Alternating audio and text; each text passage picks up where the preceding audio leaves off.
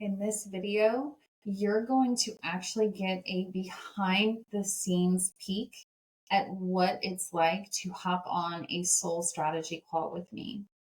This video was taken from a session, and you're going to see how I was able to walk this client through a process of actually figuring out, discovering her deepest money block when it came to her business.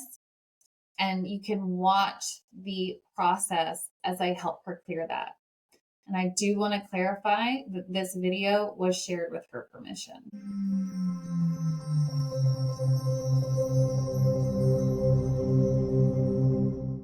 Okay. What is going on with your mindset? Mhm. So money became a thing. I went Okay. from making like 5, 6 thousand a month to literally basically facing homelessness, which wasn't something I'd ever really experienced before. And so with that, and I know you can't manifest out of desperate energies, but like, when I'm in the hospital in and out just all the time and things were so bad, I mean, it brought me into victim mentality. It brought me into like, I need money, I need money. But with that, like I try to see where lessons show up because I was in it and you eventually get out of it. And so I was trying to figure out what I could learn from this and things that were coming up where with my financial blocks. So I grew up with entitlement and I got everything I ever wanted. Was never told no, never had punishment, Okay. never had curfew, any of that. And always got bailed out of every situation. And so what became a thing is I never had affection. So money equaled love. And Okay. so I've been trying to work on this to release that because I know I am. And I'm like, I don't consciously want this, but I have this after years of my life and Yeah. just my upbringing. And it's definitely blocked the energy of like, oh my God. So what started to happen when I was out in Arizona was like, I need money to pay my bills. It's not even about helping people anymore. And I mean, it is, but that energy took more priority because I was desperate for money because I was like, oh my God, I'm going to be on the street with my cats. And so I've worked through it, but it's still lingering. It's still there. And I'm like stuck on, well, if I could disassociate the difference between love and money, because there's some kind of entanglement there that's kind of locked in my financial. Yeah. Yeah. So it's interesting. I don't know if you've heard me say this before, but money is a masculine energy. It's that energy of protection, provision, security, all of that. So we'll find that at some point in our life, if we have had an imbalance with the masculine early on, there's this disconnect around money. We'll either get rid of it really fast. If we get it, we will either not be able to receive it at all, or feel like we're always needing to be given charity instead of actually being paid for what we bring. So there's always some kind of connection there, depending on what those experiences were with masculine energy growing up. And I say that in quotes because sometimes it's even our mothers. Like for me, for example, my mother was more the masculine. She wore the pants. She determined what happened with money. She was always the one who, set all the rules about everything. My dad was very passive with everything, even though he was the provider. That was about it. It was, my mom rolled over everything else. And so when we grow up with this aspect and attachment of, okay, this is how money is based on that relationship, it does create this kind of hardwired program within us. And we'll find that the more that comes to be healed, the more our experience brings it up, right? Which you already know that. We'll see it continuing to play out. So I'd like to kind of take you back a little bit and actually maybe take you through a clearing to see if we can find what's going on here. This is similar to what I do in my Untangled process, because it's fascinating. We'll find like, okay, I'm struggling with this thing, and the connection is something so far detached from what we would have assumed it was. So it's really eye-opening when we go in and do this. So let's go back to when stuff started shifting for you in your business and you started having the health issues, when you started having that massive shift What was going on in your life at that time? Yeah, so it was November last year. It, I literally was at the highest point, professionally, personally, the most friends, socially, my business, everything was booming. I was just feeling unconditional love all the time. Okay. And then I did a plant medicine journey and it triggered some PTSD. And I did it 3 days before I moved across the country. So then I went out there and I noticed even driving out there, I was never one to like look at price tags, like living in that abundant mindset. Money is fine, it will always be there. I was like, Yeah. oh, I can't buy this. This is expensive. And I started noticing there was a lot of fear that was coming up around money. And then it just kept expanding as I was out there. Okay. What when we think about that fear, I know this sounds kind of silly, but when we think about that fear, what was it bringing up for you? Was it bringing up feelings of like lack of stability? Was it bringing up feelings of punishment? Like what was kind of getting triggered within that fear activation? Um, I was afraid I wouldn't have enough. I was afraid, um, yeah, I was like afraid the money was going to run out, I guess. Okay. And then we kind of subconsciously manifested Oh, fear. literally. Oh, wow. Okay. Yeah, so interesting. Okay, so well, wasn't going to be enough. Sorry, I have to like tune in, go. We're going back. Activation. It's tough because I usually have specific questions I ask, so it's like in order, but it's okay. I have done this many, many times. Started feeling like we could afford stuff, started activating this fear and have enough. When do you recall as a child, like as far back as you can go? And I know you said you were entitled, you were given a lot, you really didn't have any consequences, everything was always readily accessible to you. But when was there a situation where something happened and it was kind of the first time that you were like, whoa, there's not enough? That's so interesting. Huge light bulbs are going off. So, never as a child. Only one time I could ever think of where money became of I don't have it. And so it was like 22. I moved across the country again, a different state, Kansas. And it was very short. I mean, less than a month. But I remember being like, I can't even buy $1 candy bar at the gas station, or just anything. I used to smoke back then. I was like, how do I even get cigarettes?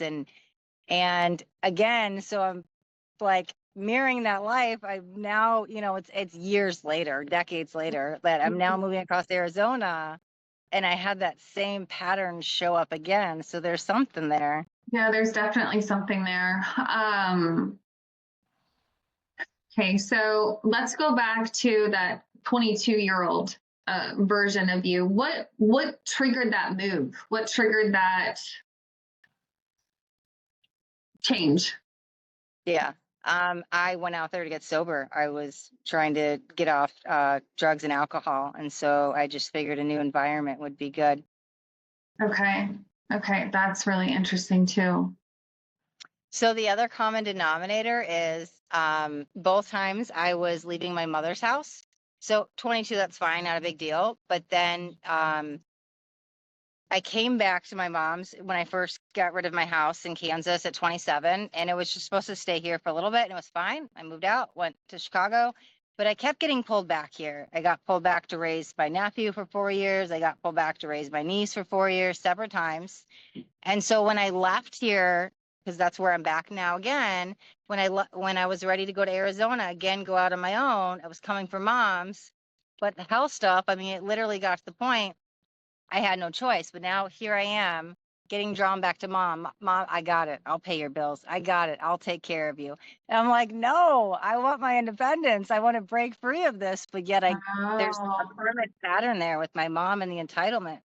yeah. So that it's almost like, we call it that rubber band effect, right? Where we get only but so far until we snap back, until we find that Yeah.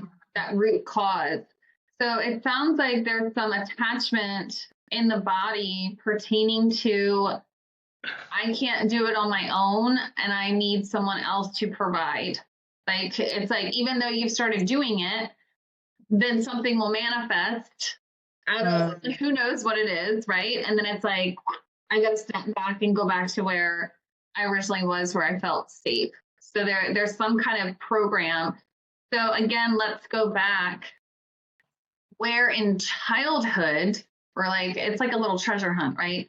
Where in childhood can you see a pattern of programming where it sounds like your mom kind of conditioned you to believe that you needed her? Like maybe there was a situation that you wanted to kind of branch out, you wanted to do something. She's like, no, I've got it. I'll take care of this. I'll always do this. I've got this. Like where's like a theme or a specific incident that you can kind of pinpoint where you felt, oh, I either don't need to do this or I can't do this and I need mom to take care of this. Yeah, I mean, I think as a young child, I just kind of remember feeling anything I ever wanted, like mom would say yes to the point I was like, I want a pony, and mom's, or it was a horse, but like who actual parent is gonna do that? I remember presents being like up to the ceiling. Like this was my normal until I realized that's not normal, like at Christmas, right? And birthdays and Yeah. extra like thousands of dollars being spent on birthdays and stuff. So, money was the form of love, but I think where I realized it, where it was kind of, because I'm a kid, I thought it was my normal until I got older, and then I got on, drugs and alcohol, and I think where I first noticed it was a problem of entitlement.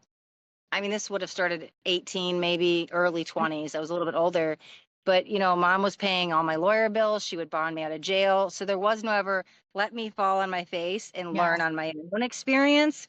Because mom was always that knight in shining armor to let me save the day for you. And back then, I guess I kind of was aware of it, but I wasn't ready to like let go of it, because it was like, well, this is easy. Like mom's always gonna fix it, so she's gonna fix it, And but the more, then I got sober and started working on my own, spirituality and personal journey, that I was just like, no, like I need to be independent from this. So it's like I desperately want to break free of it, which is probably blocking it as well. Yeah, it's interesting because when you were talking, the message that came through was there's something in the programming where you don't see the universe as the bank. It's like mom is the only way to access this. And it's honestly the analogy that I'm seeing in my mind is, how like I hope I don't offend anyone with this statement. It's just a statement.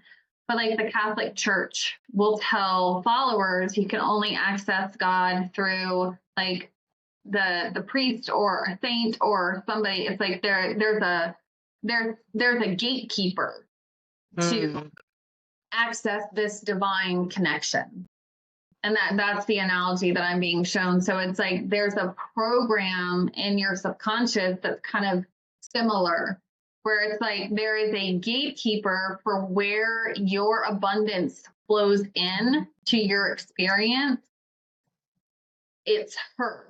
She's that gatekeeper. She's the one who, like, okay, cool. Maybe I can start getting it, and we start working on that, and we start experiencing that. But right when we pull away from her, that's when this old program starts taking over and sitting and going, oh, but wait, now I'm disconnected from her, so I've pulled out of my money source.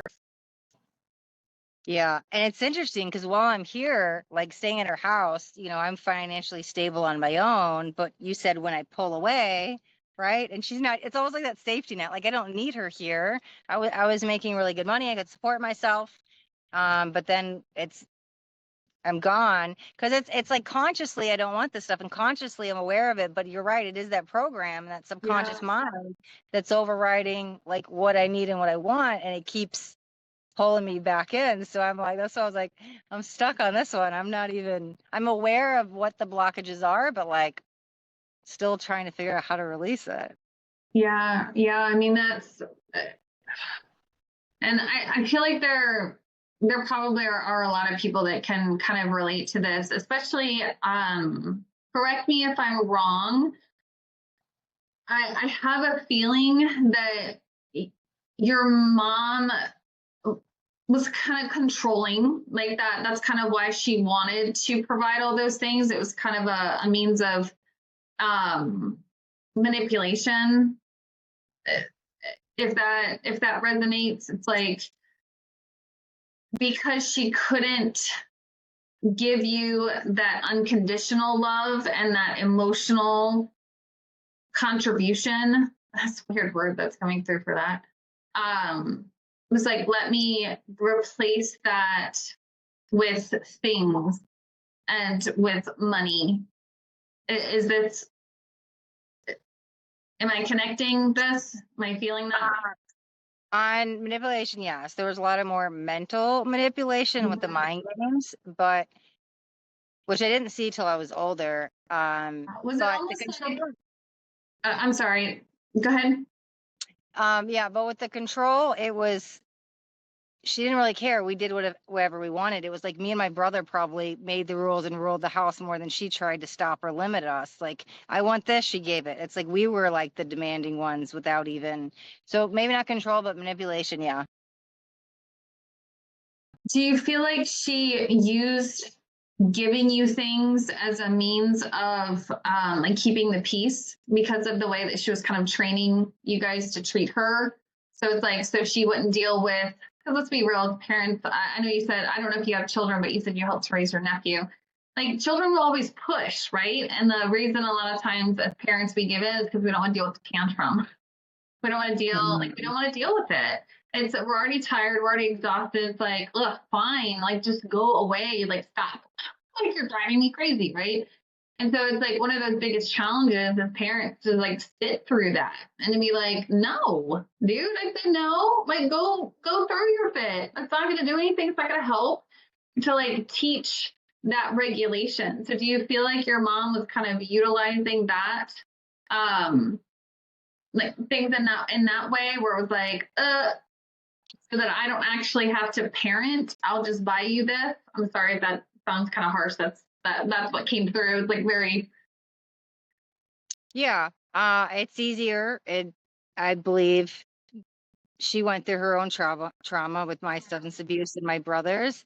And so, yeah, she doesn't, in my opinion, connect emotionally. So instead of having to deal with any of, the pain and problems, this is my way to show you love. Let me bail you out of jail. Let me buy you this. Let me pay your rent. Let me, whatever that is. So yeah, that was her way of dealing with stuff. okay. So the key that I'm getting with this is there's actually an emotional need that has been severely unmet that is like, it's like it's closeted. It's like it's stuck away where it's like you have done so much in your journey in this spiritual work, but it's almost like this little part of you, definitely child, like inner child component that never got to feel the type of unconditional love that really all of us not only crave, but like we deserve to experience as humans. It's like what makes being human the most tolerable is that experience of unconditional love. It's that way that we, even though we are separated in 3D from source energy, that's the way that we still feel its connection with that unconditional love from like a parent or someone like that. So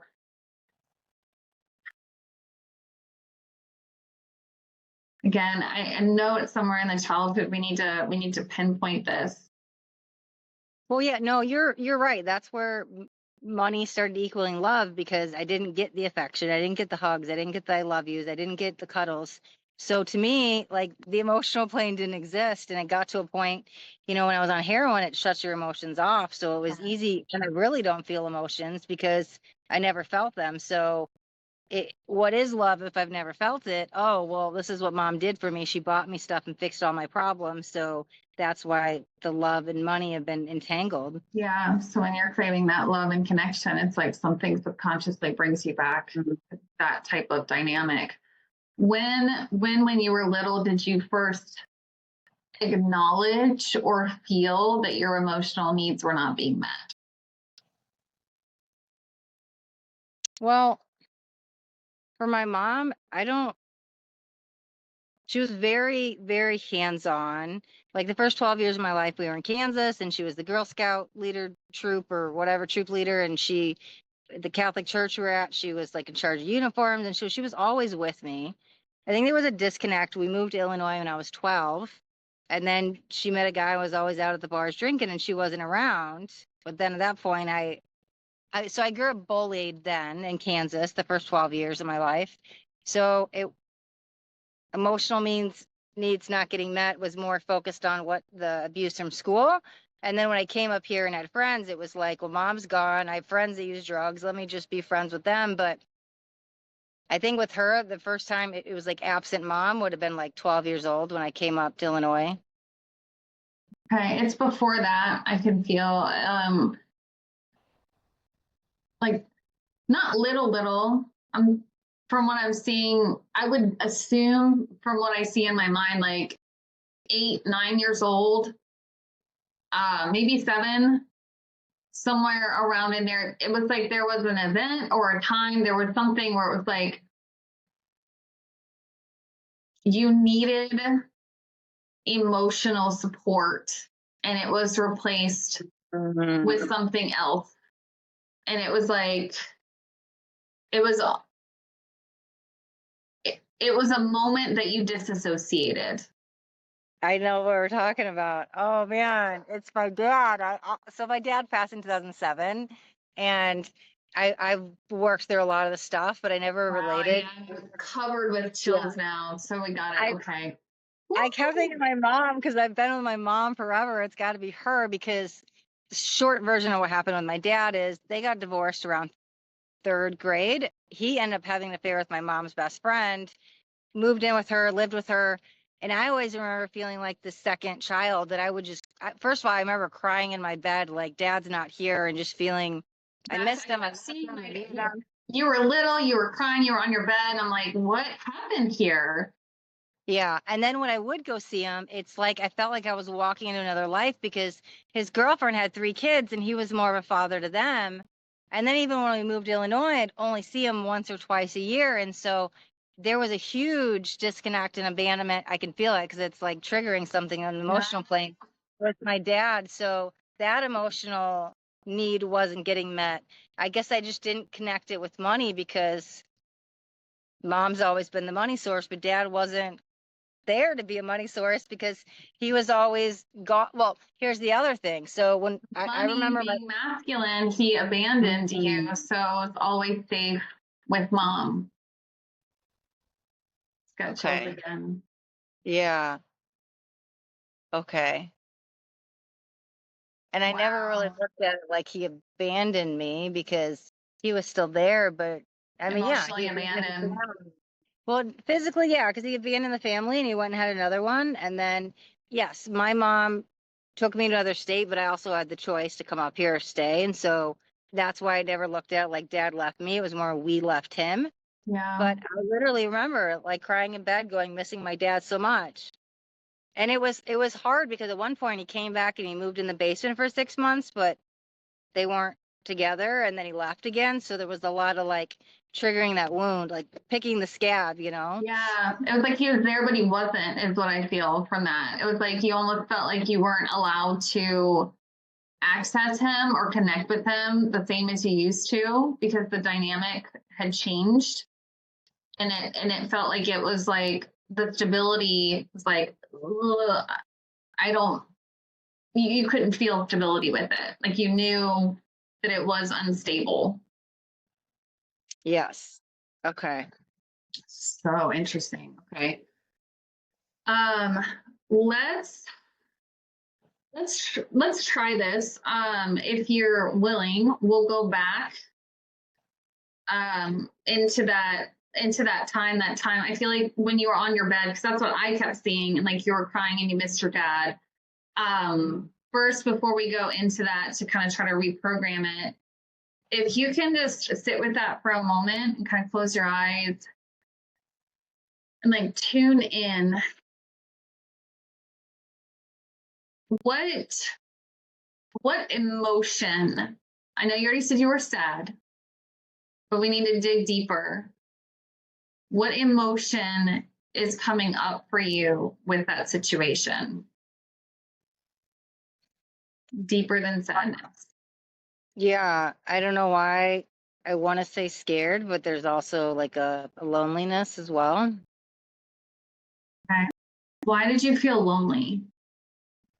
Because I'm literally alone. I'm in the bed alone. Nobody's there with me. So mom wasn't there, cradling me, nurturing me, saying it's going to be okay. And dad was gone. Did your dad ever provide you with emotional support? No. Okay. So it was that moment where it kind of hit, where it's like, I don't have access to this really important thing that I need. I don't have access to it. Okay, so Yes. that made you feel lonely or something deeper.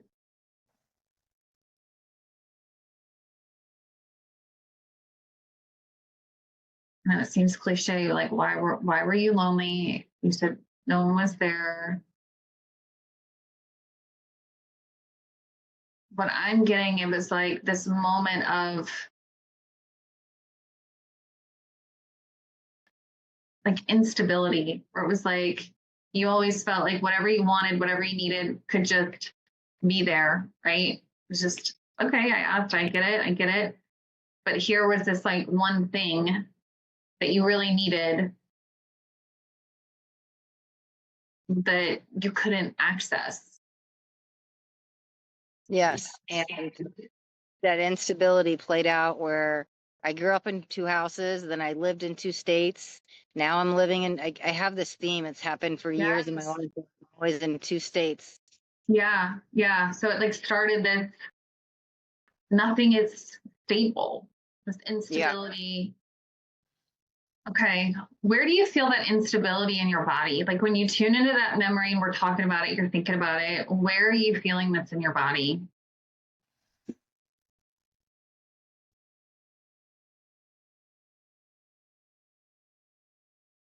Well, my first thought was gut, and then I started overthinking, and I'm like, not everything needs to relate back to the gut. And then the spleen was coming up, which I'm not sure about the spleen, but okay.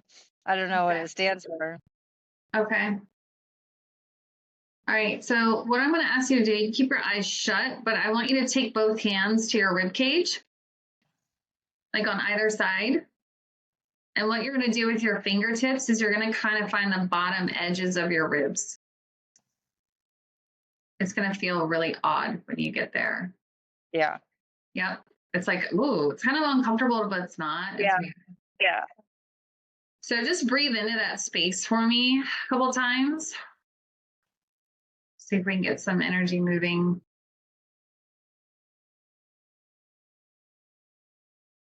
Okay. So what we're going to do is we're going to go back into that memory. And what I would like for you to do is to actually show up for that version of you as this version that you are now and provide her with the emotional support that she needed.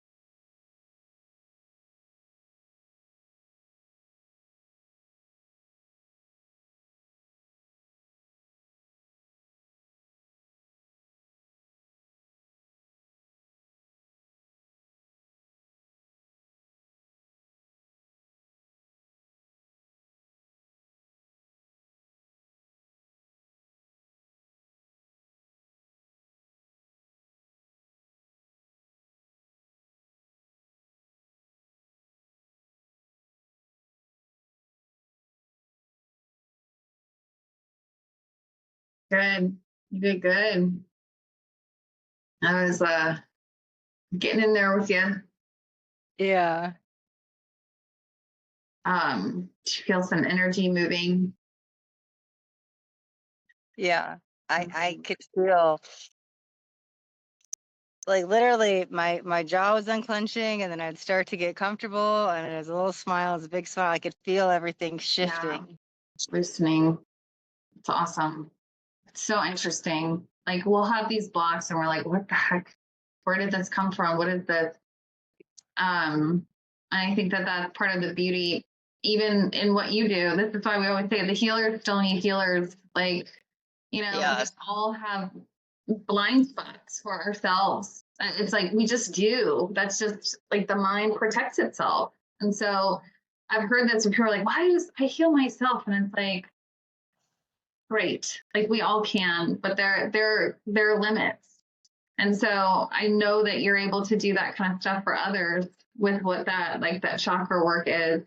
But I'm really glad that we were able to like dig in and find this attachment. I think moving forward, you're going to find when kind of those scarcity feelings come up, go back to her because that's her coming back and saying, I'm getting activated again and I want to keep us safe. And so she's going to start subconsciously trying to play out stuff to keep you safe. Like that's what these shadow aspects of us do. They're not there to hurt us. They're not. Like that's what people think. It's like, oh yeah, it's part of me. It's like ruining my life. And it's like, no, it's trying to protect us. It's really trying to protect us. But when we can figure out what it is and understand that, when those things come up, we can go back to that shadow aspect and say, hey, like we're okay. It's okay. Like we're going to be okay. We're safe now. We have this information. Things are stable because I'm always here for you. Hey, Nancy here. Sorry to interrupt the video, but if you are feeling a connection to what we're talking about in this video, I really want to invite you to click the link below to apply for my Untangled program. This is a 12-week one-to-one program where you will work one-to-one with me or one of my certified practitioners to systematically go through and reprogram all of the memories that have implanted things like imposter syndrome, money blocks, etc. Okay, this is a really, really powerful and transformative program. So make sure to check out the link below so you can learn all about it and then apply to work with me or one of my practitioners. If you're really, truly in a space where you're ready for massively transformative results and to have a quantum leap in your life, check out the link now. It's that, and I say this a lot, but it's the disassociation that we do to ourselves during a traumatic situation. That's what creates the shadow aspect. It's not the actual situation. It's that time that we have to, our brain does it to protect us also. But like we disassociate from ourselves and start to reject almost like that version of us that needs whatever it is that needs whatever it is. So it's in that moment, if we can find that version again and say, hey, I'm not leaving you again. I've got you now. That's when we'll start to feel safe and that shadow can be reintegrated. Yeah. And that was powerful because like I never even brought my dad in the equation. He's passed, so it's easy to remember the good. Yeah. And then like all of a sudden that memory came in and I was like, oh, okay. Like it's like I blocked everything out, Yeah. and a little bit of manipulation with my mom that like things I would say I remember, she would say they wouldn't be true. So it was hard to trust my childhood. But like, Oh, wow. and yeah, then I was like, I don't know what happened. I can't even tell you about my childhood. So, but yeah, no, I definitely remember that. And that just opened a whole like other realization. It was powerful. Thank you.